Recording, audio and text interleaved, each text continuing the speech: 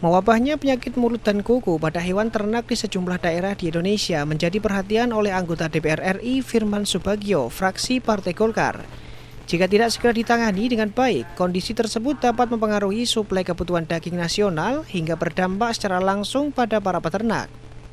Sebagai upaya penanggulangan mewabahnya PMK di Jawa Tengah, Firman Subagio bersama Balai Pengujian Mutu dan Sertifikasi Produk Hewan Kementerian Pertanian menggelar bimbingan teknis manajemen peternakan dan kesehatan hewan guna peningkatan produksi pertanian.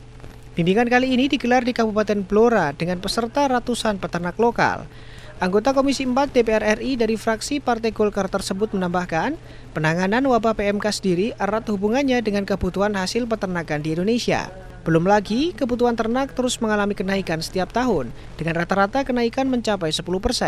Kebutuhan daging sapi misalnya, pada tahun 2020 lalu tercatat kebutuhan sapi potong mencapai 17,5 juta ekor, dan pada 2022 naik lebih dari 1 juta ekor mencapai 18,7 juta ekor. Melakukan upaya-upaya semaksimal mungkin khususnya Blora ini jangan sampai nanti meluas sehingga nanti akan menjadi musibah yang merugikan bagi semua pihak. Alihnya, tadi kita sampaikan juga para pakar-pakar yang ada di dalam bagaimana mengantisipasi. Tapi kalau tadi dari pemerintah sudah melakukan upaya-upaya preventif, saya rasa harus kita dukung sepenuhnya.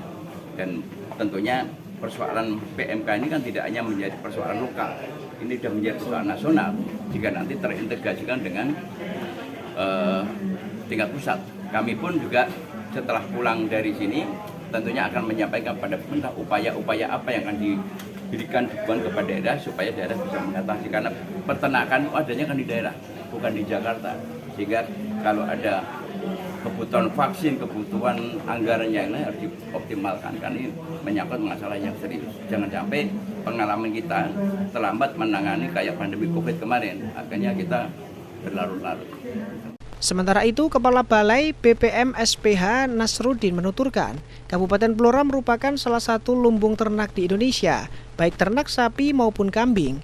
Untuk itu, pihaknya berharap melalui BIMTEK ini dapat meningkatkan produksi peternakan dengan memperhatikan aspek kesehatan pada hewan. Jadi Blora itu memang betul-betul bidang ternak dan harus kita pertahankan populasinya, harus kita tingkatkan kualitasnya. Dalam BIMTEK Manajemen Peternakan dan Kesehatan Hewan tersebut, para peserta mendapatkan materi dari Widagdo Sri Nugroho, akademisi dari Universitas Gadjah Mada, serta Joko Susilo, pakar peternakan veteriner Lampung. Data dari Dinas Peternakan dan Perikanan Kabupaten Blora tercatat ada sebanyak 270 temuan suspek PMK di Kabupaten Blora. Berbagai upaya preventif telah dilakukan oleh pihak dinas guna menanggulangi wabah tersebut, di antaranya melakukan pemeriksaan pada sejumlah pasar hewan serta peternak. Tim Liputan, Cahaya TV.